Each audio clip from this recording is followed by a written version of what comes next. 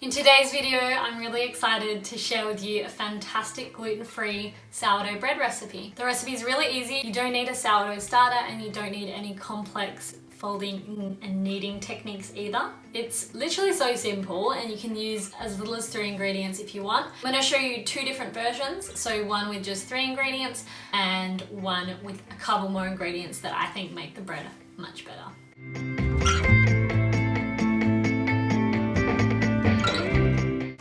Welcome back, friends, and if you're new here, welcome to Ambrosia's Table. I'm Lucia, so happy that you're here. I make videos that help you to eat a nutrient-dense whole food diet and make it easy and delicious. Growing up, my parents always used to make sourdough bread at home, and I just remember, like, always as a kid, like, I remember picking out the little clumps of bread out of my dad's arm hairs.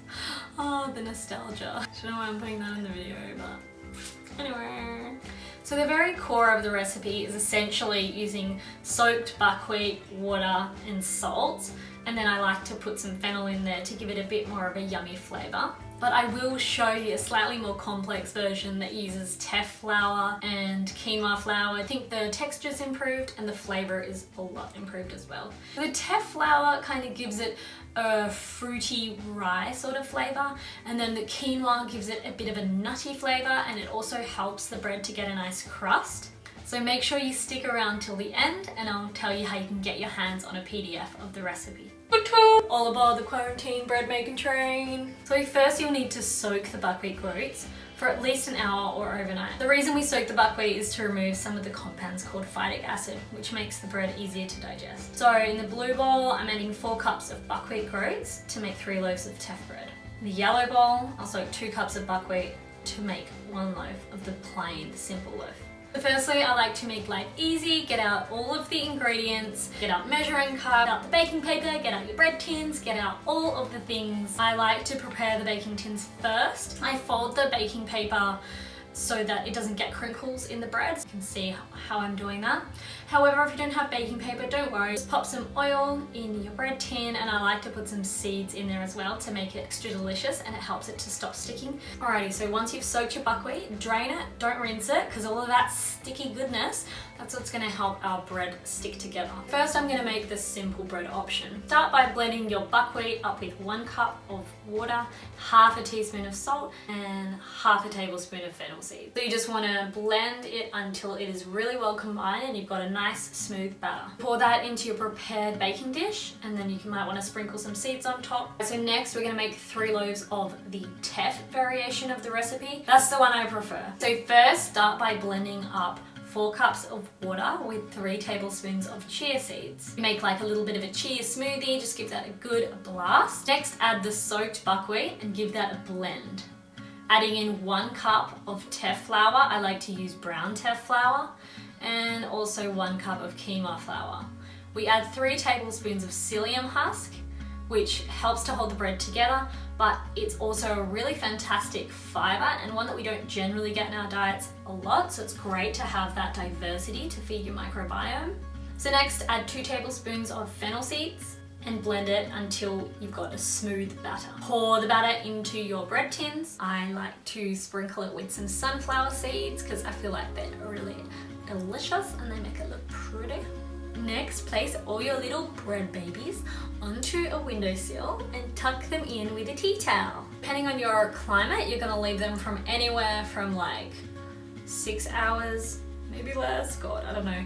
Just keep your eyes on it. 6 hours to about 24 hours. So there's a lot of variation here, and I feel like the knack to getting this bread right is keeping your eye on your bread and making sure that you bake it once you've got a little rise. It's definitely an art, not an exact science. Don't get discouraged if your first bread is a bit of a flop. I promise it will still taste good and make delicious toast. I recommend sort of taking some notes, like write down what time you put your bread on to rise and when you baked it, and what temperature you baked it on, because obviously every oven is different. It's so exciting taking off those little tea towels and checking on your little babies. Once you've got that beautiful rise, then you want to just carefully transfer it to the oven. So you don't want to knock it or move it too quickly because you'll lose some of your hard-earned air bubbles. So pop it into the oven, put it on 175 degrees Celsius or 350 Fahrenheit, and you'll bake it for an hour. After an hour, you'll take the bread out of the oven, take the bread out of the tins and turn the bread upside down so the bottom of the bread is facing up, and then you'll pop it back in the oven for another half an hour. That just means that the bottom is really nice and dry and you get a full yummy crust throughout. So once your bread is beautifully cooked to perfection, we like to leave it to cool. So just leave it on a bread rack or something so the air can get under it and it doesn't get all sweaty. You don't want no sweaty bread. Leave it to cool and then we chuck it in the fridge overnight. We find the fridge just makes it kind of like a little bit moist and then it's really easy to slice. Don't know why I'm using a bread knife in this video because we normally just use a flat knife. We find that works a lot better just because you can just get a thinner sliced bread. We like to keep the bread in the freezer and we actually make 6 loaves at a time because we're crazy, and that means we only have to bake bread like once a month, which works really well for us, and that's a household with 2 people. The only time I would ever make 1 loaf of bread, so I'm just testing it out to see if I like it, but from then on, once you've decided whether you like it or not, please just make 3 loaves. At least 3 loaves, if not 6. So here you can see that I'm holding the pure buckwheat loaf and the crumb is more open, meaning that the holes are bigger. I don't actually like it when it's like this because I find the rest of the bread is a bit denser compared with the teff loaf, which you can see here has a bit more of a closed crumb and it has a completely different texture as well as flavour. They're both nice, but I do prefer the one with teff in it.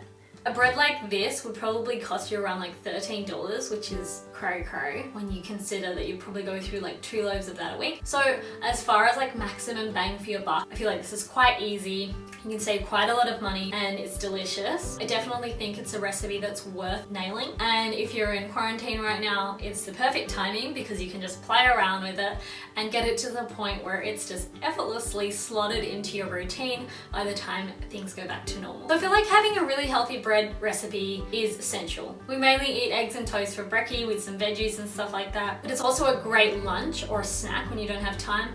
I like to chuck on like some pesto, some sprouts, sardines as well to boost that nutrient profile. Or another favorite would have to be butter, nut butter and honey for something delicious and sweet. Tell me in the comments below, what is your favorite thing to put on toast? You can see here a couple of people who've been making my bread and having great results. If you want a PDF guide to this recipe, you'll find a link in the description box so you can join my mailing list and I'll send one out to you. I send an awesome email out once a month where I share updates, recipes, and awesome little gifts. If you enjoyed this recipe, you can thank me by giving me a thumbs up.